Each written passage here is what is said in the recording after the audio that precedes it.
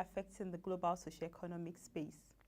We begin with the story that schools in Poland will stay closed until the end of the academic year on June 26th, the Deputy Education Minister said today, with only daycare for young children provided as the country tries to curb the spread of the novel coronavirus. In recent weeks, Poland, the largest economy among the EU's eastern states, has sought to loosen some restrictions put in place due to the coronavirus. Restaurants and hairdressing salons will reopen on Monday, and schools would partially reopen to provide daycare for children in the first 3 years of primary school. It is clear that until the end of classes, there is no decision to start the work of other classes in primary or secondary schools, Deputy Education Minister Maciej Kopek said. Sanofi officials will attend a high-level meeting at the LC Palace next week after comments by the French drug maker that vaccines produced in the US could go to US patients first upset President Emmanuel Macron, an LC official has said. These comments have upset all those who work on it, starting with the president, a French presidency official said. The same official said he was not aware of any direct phone call to Sanofi Chief Executive Paul Hudson, adding next week there will be a meeting at the LC to try to go beyond that and work together. Moviegoers in Dubai, frustrated by the closure of cinemas during the coronavirus pandemic, will soon be able to watch films from the comfort of their own car at a new drive-in cinema created on the roof of one of the world's largest shopping malls. With social distancing mandatory in the United Arab Emirates to curb the spread of the virus, Vox Cinema says viewers will be limited to 2 per car at the open-air venue, which opens at the Mall of Emirates on Sunday and can accommodate up to 75 cars at a time. World leaders past and present have insisted that any eventual COVID-19 vaccines and treatments should be made available to everyone free of charge.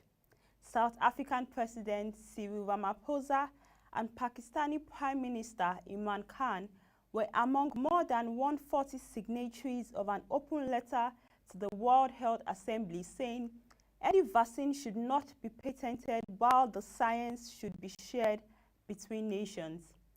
Governments and international partners must unite around a global guarantee which ensures that when a safe and effective vaccine is developed, it is produced rapidly at scale and made available for all people in all countries free of charge, the letter said. Japan's Prime Minister Shinzo Abe has lifted a state of emergency imposed due to the coronavirus for the majority of the country, but kept it in place for the capital, Tokyo and Osaka. Today, we decided to lift the state of emergency in 39 out of 47 prefectures, Abe said in a nationally televised news conference.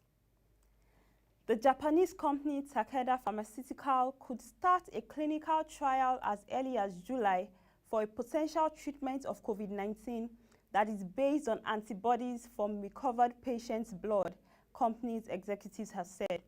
The clinical trial would include hundreds of patients and take several months to complete. If successful, Japan's Takeda could file for approval by US authorities this year, said Julie Kim, president of the Plasma-Deprived Therapies Unit of Takeda. When the product will be available beyond the clinical study is still a bit unclear, Kim said on an investor call. We do expect that before the end of the year, we should see some information in terms of broader use. The World Health Organization has said substantial investment is needed to avert a mental health crisis, raising concern over the impact of the coronavirus pandemic on people's psychological well-being.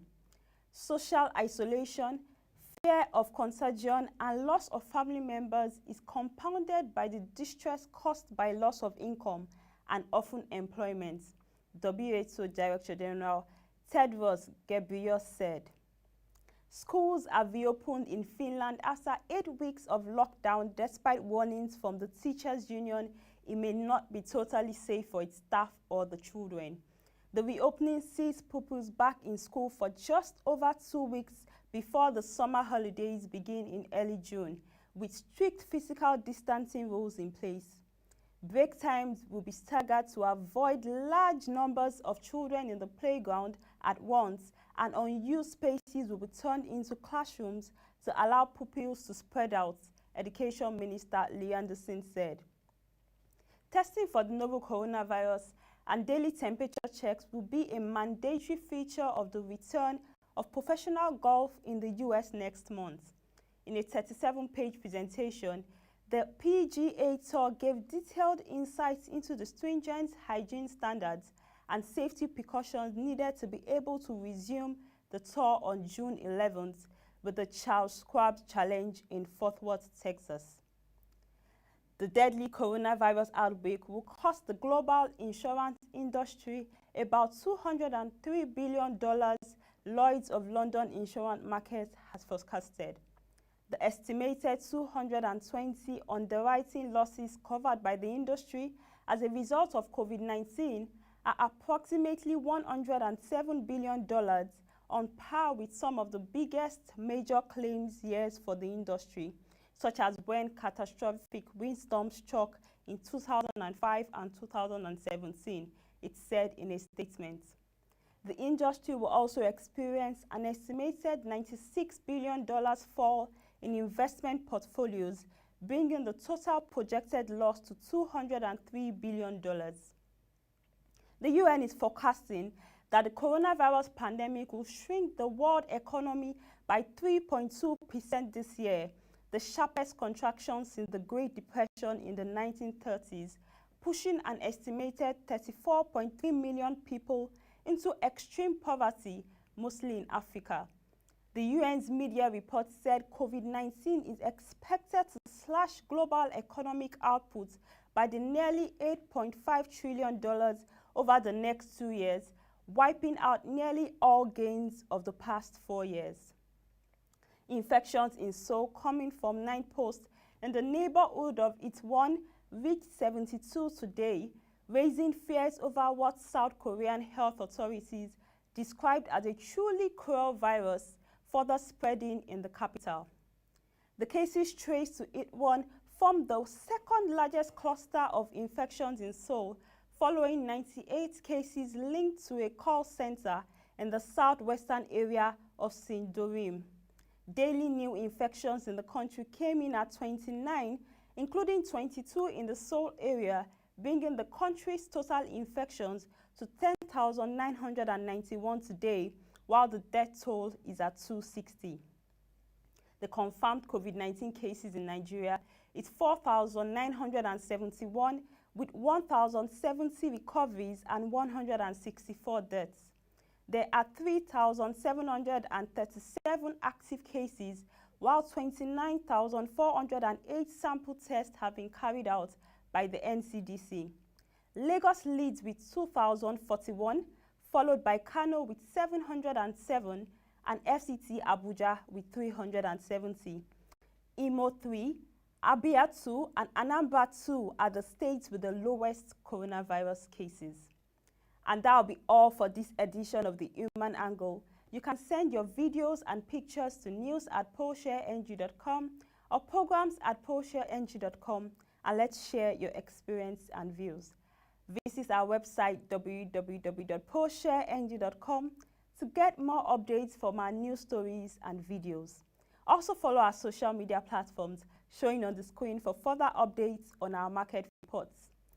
Join us by 9 p.m. for our 9th segment, which will be streamed live on our YouTube, Facebook, and Twitter channels. Till tomorrow, thank you for watching, and please keep staying safe.